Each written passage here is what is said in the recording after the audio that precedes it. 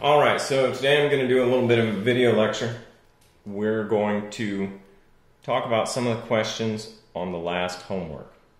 Specifically, one of the things that we're going to look at is the use of the Posedge keyword.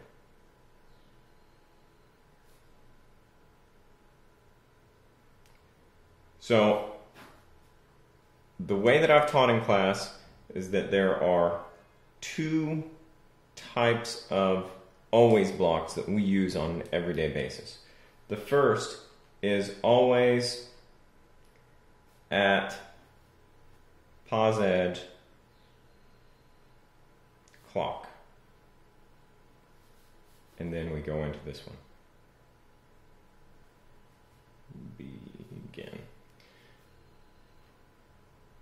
And inside here, do we use blocking or non-blocking? Non-blocking. So inside here we would usually store some type of signal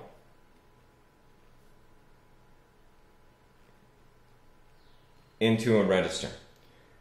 And this register would be an REG net declaration type, but it is also a true flip-flop type storage element also. This is creating a register. Okay, so this is one type of always block that we use.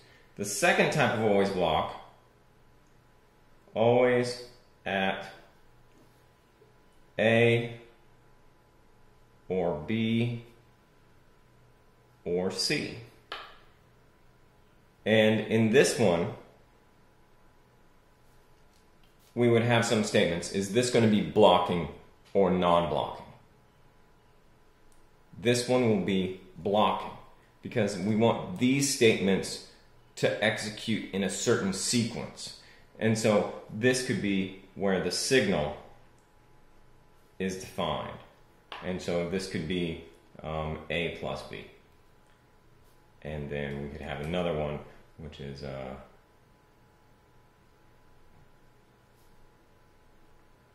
something like this. Doesn't matter.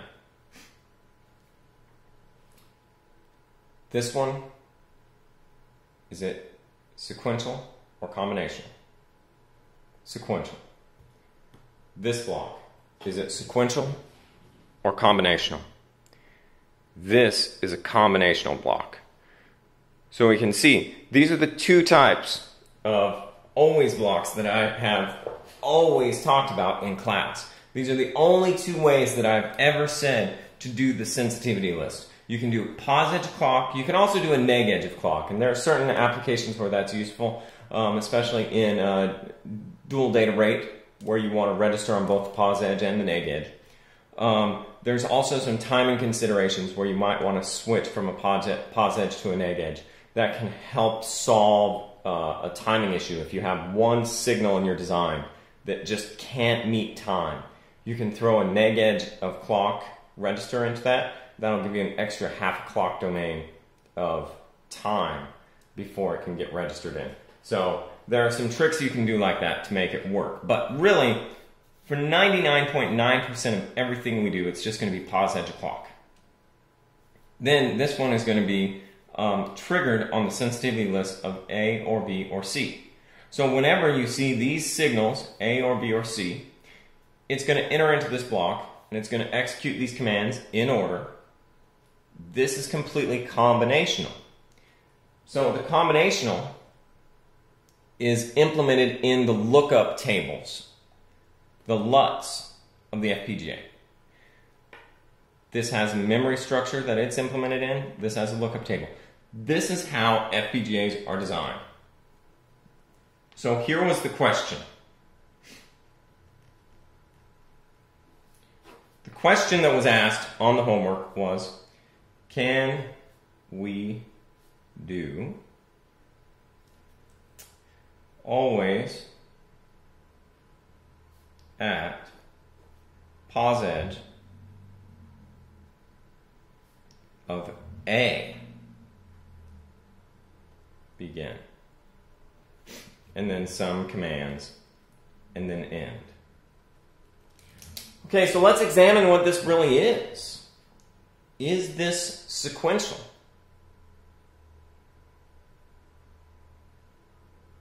No, because a sequential is any time a change is made, it's going to enter into here and it's going to calculate based on the values.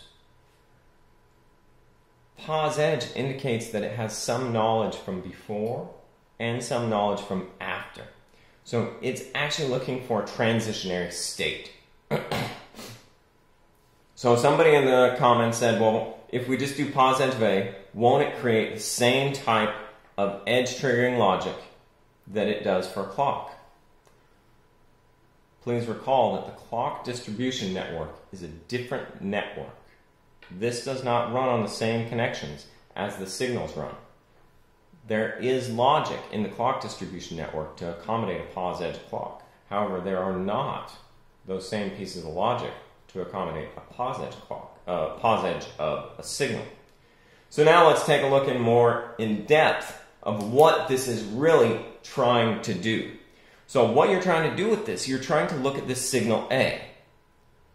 And based on some prior value of A and some present value of A, make a determination.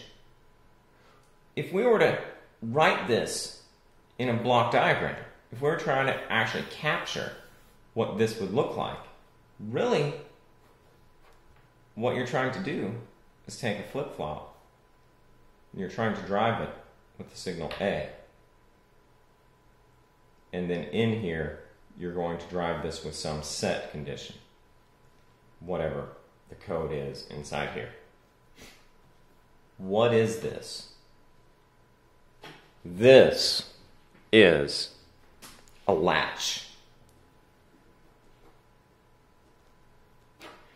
This is a memory-based device that is signal-driven. This is the definition of a latch. So, will it simulate? Will it synthesize?